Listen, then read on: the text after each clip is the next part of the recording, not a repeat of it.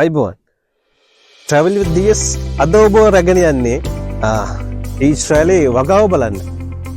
ඉතින් දකුණු ඊශ්‍රායලය කියන්නේ බොහොම කාන්තාරයකට බොහොම කිට්ටුවෙන් යන ප්‍රදේශයක් තමයි දකුණු ඊශ්‍රායලය. ඉතින් දකුණු ඊශ්‍රායලයේ දැන් ඔෆකේ මේ හැරිය ඔෆකේම් හැපැත්ති බේෂිවා තියෙනවා. මේ අතර මේ ප්‍රදේශය ගොඩක් කිලවට භාවිත කරනවා වගාවට.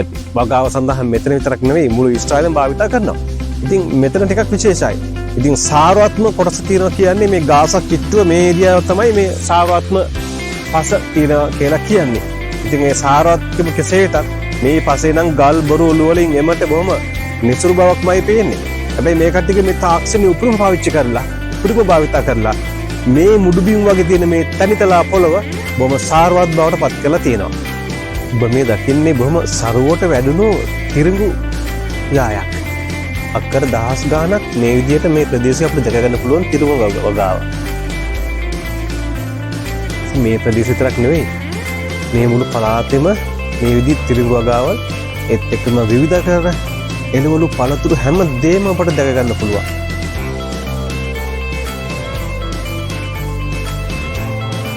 තනිතලා බොහොම සුන්දර පරිසරයකයි මේ පිහිටලා තිබෙන්නේ. මේ තියෙන්නේ අර්ථාපල් සඳහා සකස් කරලා මේ විදිහින් අස්වරු නෙලපු වගා භූමියක්. ඒ කට්ටිය මේ සඳහා භාවිත කරන්නේ විසුම් ජල සම්පාදනය. මුළු වගා භූමිය පුරාම පිළිවෙලකට ඒ බට ලයින් එලලා විසුම් ජල සම්පාදනයෙන් තමයි මුළු වගාවටම ජලය සපයන්නේ. ඒත් එක්කම මේ කට්ටිය මේ වගාව සඳහා භාවිත කරන කොම්පෝස්ට් පොහොර තමයි මේ කට්ටිය තමන්ගේ පස සාර්ථක කරන්න භාවිත කරන්නේ. මෙතන දැක ගන්න පුළුවන් ගොම ශාක කොටස් ඒ වගේ දේවල් බොහොම සරුසාර විදියට පොහොර බවට පත් කරපු ඒ කොම්පෝස්ට්. මේවා තමයි අර අපි දකින වගා භූමිය පුරාවටම භාවිත කරන්නේ. අර්ථාපල් සඳහා මේවා විශේෂයෙන් යොදාගෙන තියෙනවා.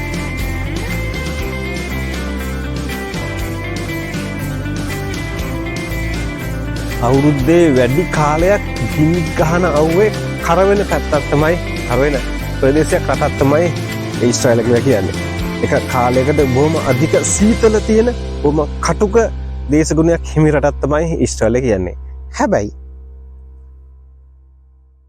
ලෝකේ රටවල් ගණනාවකට එළවලු පළතුරු සපයන බ්‍රෑන්ඩ් එකක් නමක් දිනාගෙන සිටින රටක් තමයි ඊශ්‍රායල කියන්නේ. එක ජල ප්‍රභවයයි තියෙන්නේ.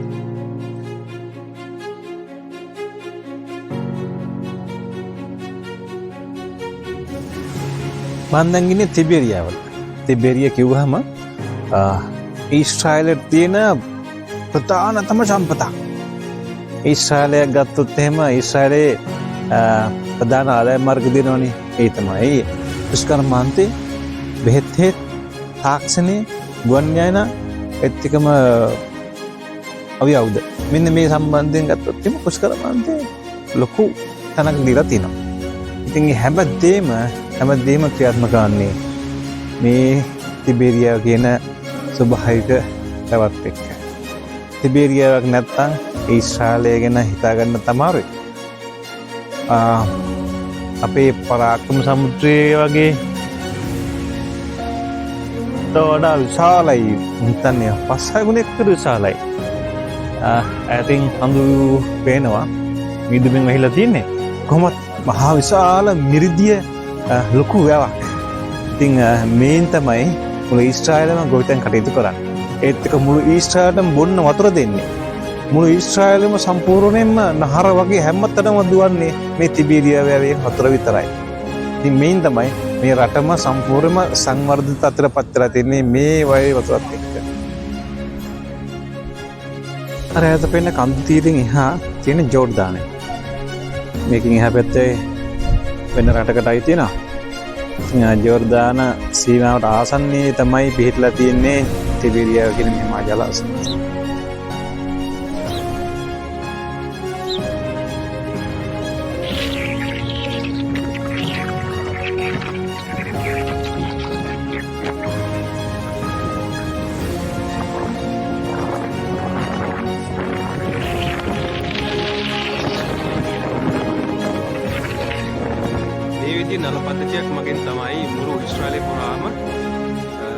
විදිය වැවේ වතුර බෙදා හරින්නේ.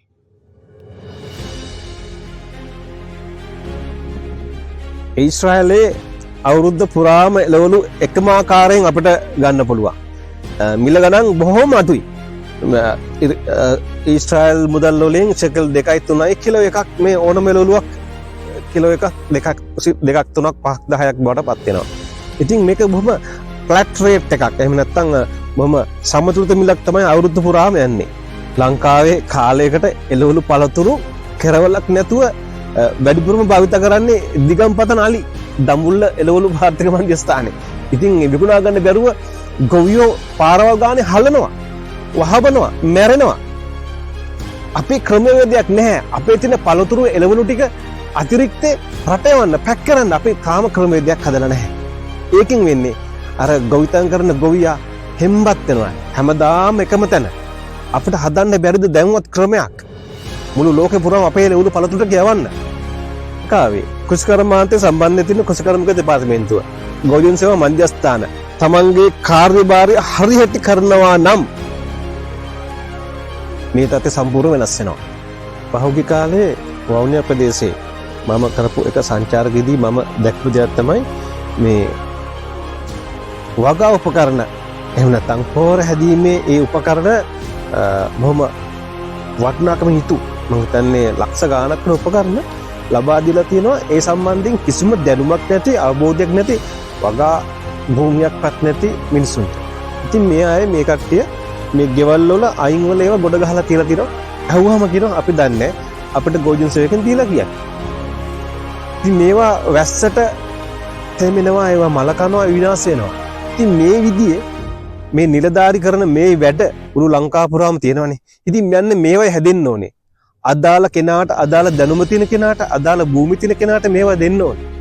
එහෙම වුණ නැත්තම් අපි කොහොමද අපි රටක් විදියට කුෂිකාරමය පැත්ත දිනු කරන්නේ? කුෂිකාරම පැත්තක් නෙමෙයි, හැම පැත්තම එහෙමයි. ඒ නිසා මම හිතන්නේ මේක දැන් හිතන්න ඕන කාලයක් ඇවිල්ලා. අපි මේ වගේ රටකට ආපුවම අපි මේ දකින්න දේවල් දැක්කාම සතුටක් හිතෙනවා. අනික් පැත්තට හිතට ලොකු වේදනාවක් දැනෙනවා. ඇයි අපේ රටට බැරි මේ දේවල් කරන්න? අපිට මොනවයින්ද අඩු? කුෂිකර්මය ගත්තොත් එහෙම අවුරුදු දහස් ගානක අභිමානයක්, අතීතයක් අපිට තියෙනවා. ඉතින් අපි දැන් අපේ අභිමානයේ කරේ තියාගෙන අපේ ගොවියෝ දහ දුක් විඳිනවා තමන්ගේ නිෂ්පාදන විකුණා ගන්න බැරුව. ඇයි අපිට බැරි මේ මිනිස්සු කරන වගේ මුළු ලෝකේ පුරාවටම අපේ නිෂ්පාදන බෙදා හරින්න? ලංකාව කියන බ්‍රෑන්ඩ් එක ඇයි අපිට ප්‍රොමෝට් කරන්න බැරි?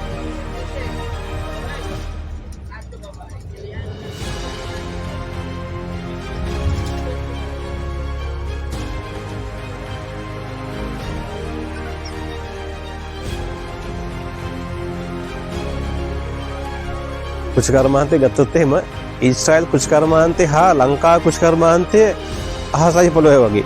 හැබැයි මේ කුෂිකර්මාන්තය ගත්තොත් ලංකා කුෂිකර්මාන්තයේ විශේෂඥයෝ විදියට මේ අපි හිතාන ඉන්නේ. අපි තමයි හොඳටම කරේ කියලා තමයි අපි හිතාන ඉන්නේ. අපි හොඳටම කරලා නැහැ. අපි හරියට කරලා මුකුත්ම කරලා නැහැ. ඒක දැනෙන්නේ මෙතෙන්ට ආවම. අපිට කරන්න දීලා නැහැ. අපේ කළමනාකාරීත්වය අපිට කරන්න දීලා නැහැ. අපිට ඕන කරන භෞතික සම්පත්, ඒ දැනුම, ඒ තාක්ෂණය අපිට දීලා නැහැ.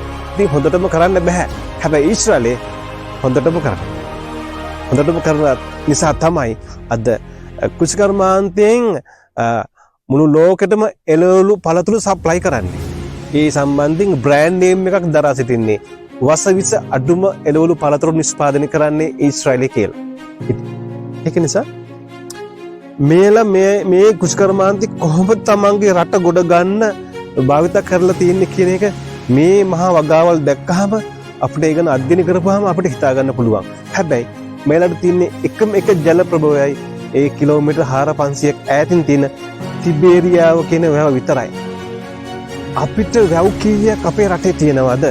ඇලදොල ගංගා එමටයි. ඒ තිබිලත් අපිට අපේ වගාවට වතුර ටික ගන්න අපි කොච්චර දුක් විඳිනවද? අපේ එළවලු පළතුරු විකුණා ගන්න අපි කොච්චර දුක් විඳිනවද? ඇයි අපිට බැරි අපේ නිෂ්පාදන රට යවන්න, පැක් කරලා රට යවන්න අපිට බැරි ඇයි කියන එක ලොකු ගැටලුවක්.